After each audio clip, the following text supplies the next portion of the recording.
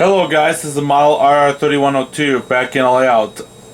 So I haven't done a layout update in about 6 months or so. So I decided I'm going to do one now and go from there. So not much on the layout side of things has been done since the last update. Other than I have rotated some locomotives and rolling stock out on the layout. However, I have bought some buildings. One of them is on the layout now, the other one's still in its box. So when I was at the Menards show in early July, or the International Toy Train Expo, I bought this already built ADM grain elevator. And I've always have liked ADM in the past, so I decided to buy one of these.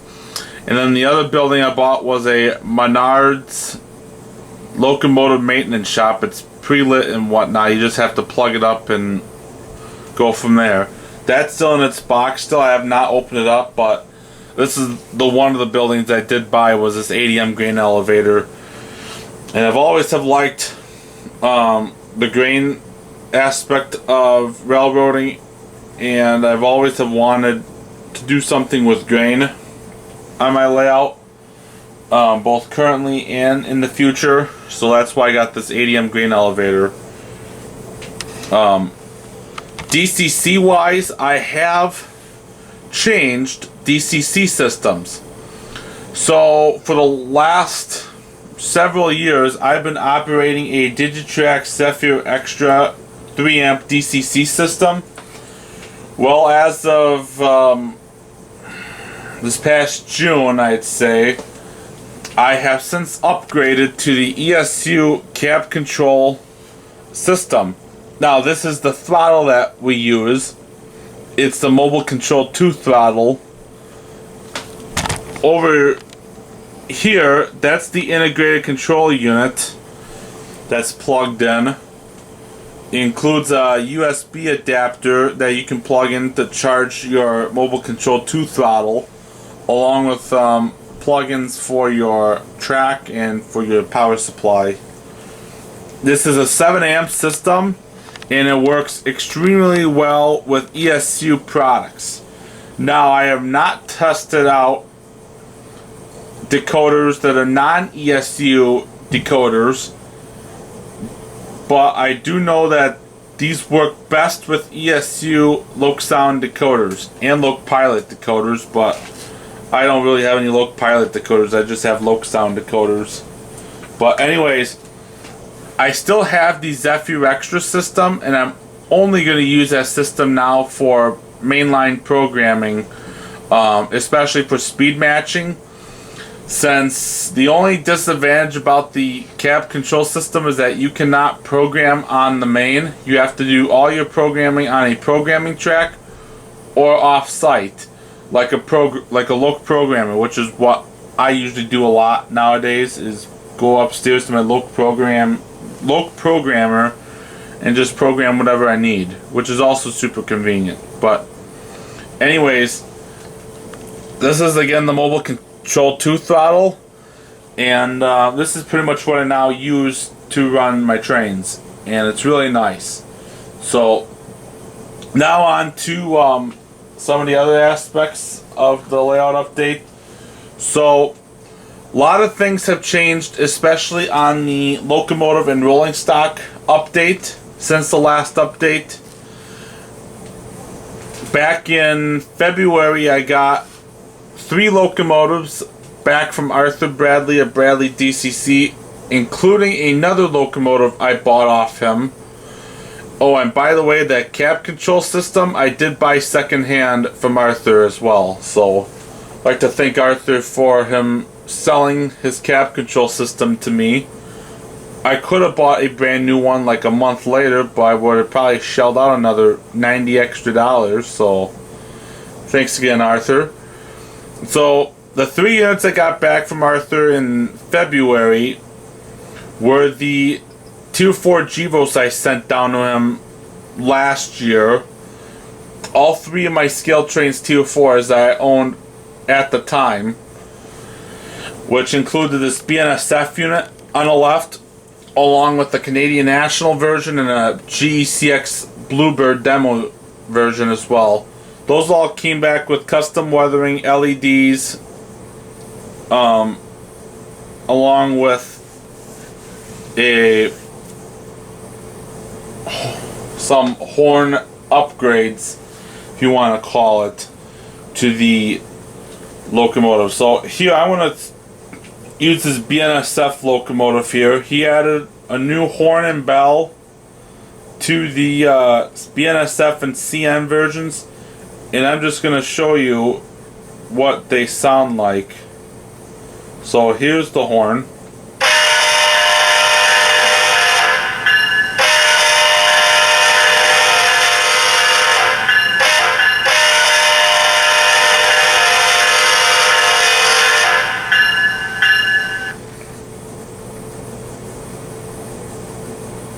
And then here's the headlight, number boards, ditch lights. And he did the same thing to the Canadian National version. The GCX version I didn't want the sound upgrades to, since the GCX has a different horn itself. And then the unit I bought from him, which isn't on the layout now, is a Athearn Genesis Norfolk Southern SD60E, the 911 version. I bought that from him in April, I think. March or April. No, it was March. Had to be March. Well, maybe it was February. I don't know. One of those 2 months. Let's just go from there, because I ran at a couple shows already. But that's also a very nice locomotive, the SD60E. Another locomotive I've acquired since is the ScaleTrains Dash 9. When ScaleTrains did their little special when they announced them at the Railroad Hobby Show in January, was they did, I think, 250-ish NS Dash 9s, the number 9692, and about 250 of the BNSF Dash 9 number 4313. I decided to buy 9692 just because that's more of a modern fit for me, and it would fit great on my layout right away. So that's why I picked up that number, that NS version over the BNSF.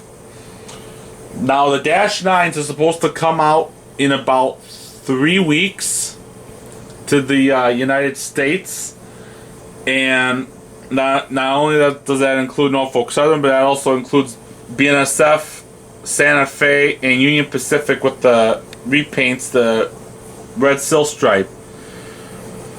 Now, one thing to know is that the NS Dash 9s, well, when the first 500 or so came out, they were the first ones with the Loksound 5 decoders, and I actually have updated the decoder to the most recent sound file that is on the ESU website. And I'm going to tell you right now, the sound file that is on the ESU website to download is much better than what the sound file they used for when they first came out in January. So I'm going to turn on the headlight, number board, and ditch lights. Now the number boards and ground and the walkway lights are tied into function 8. However, I have since remapped that, and I've done a little bit of changing the CVs with the horn and bell, but here's the horn, and the bell will go off at the same time.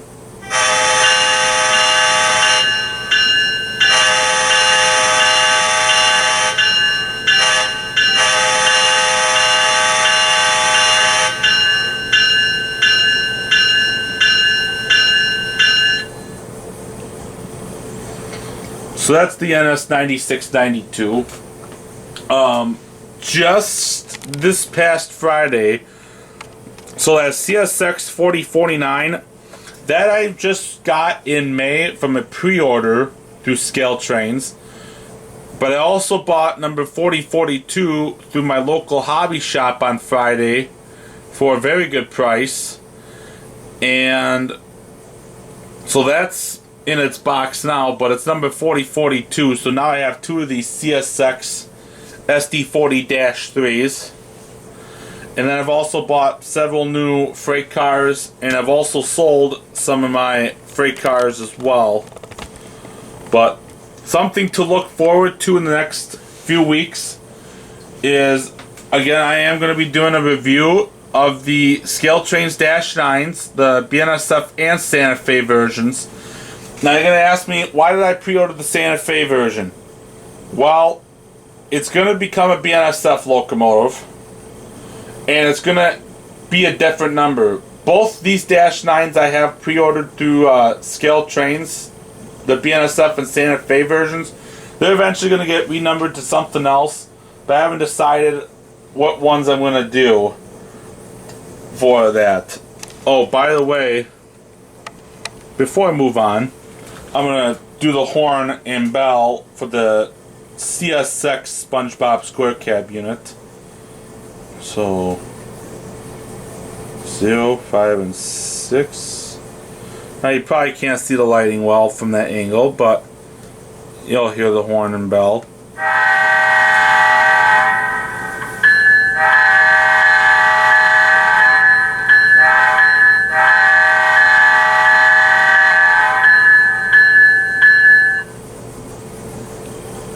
So that's the CSX SpongeBob Square Cab unit.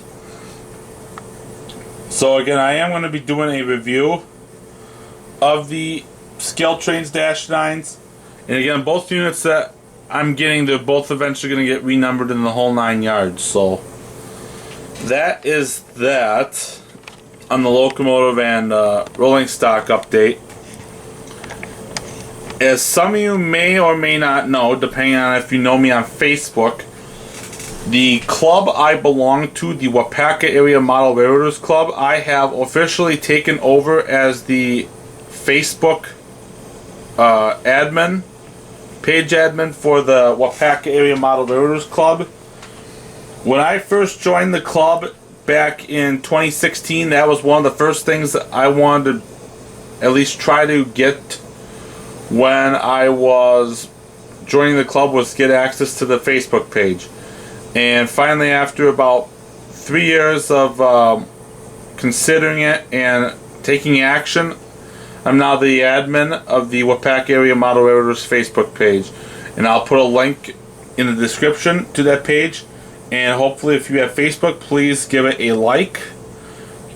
And as well as subscribe to my YouTube channel, because that would also be a bonus.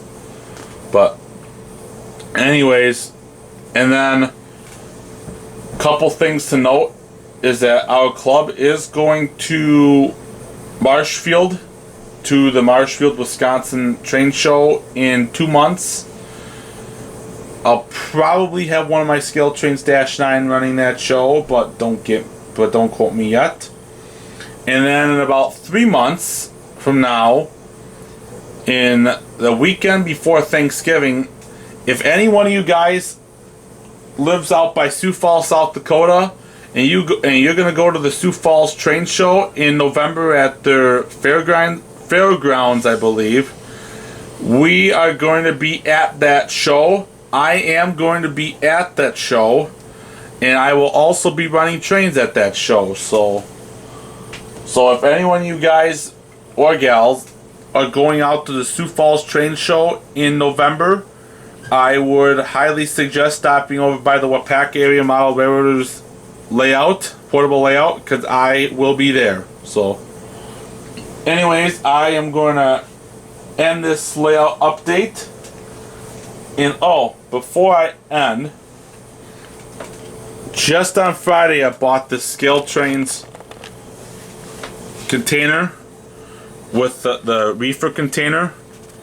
And one of the cool things about this is it has sound, and I already installed a 9-volt battery and whatnot in this. So all you have to do is this knob, this one here, turns up the volume, and it goes up like 5 notches and then it goes back down to nothing. This right here turns it on.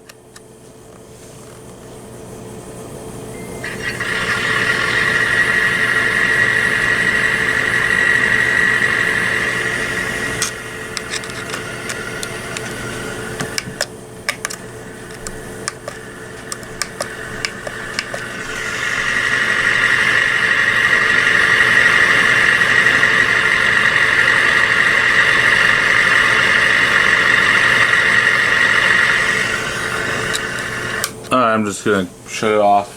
But anyways, I'll end this video with a little run by or two of some of my trains, and we'll go from there. So anyways, thanks for watching. Please like the Wapak Area Model Railroaders Facebook page, and subscribe to my YouTube channel, and like this YouTube video. So anyways, thanks for watching.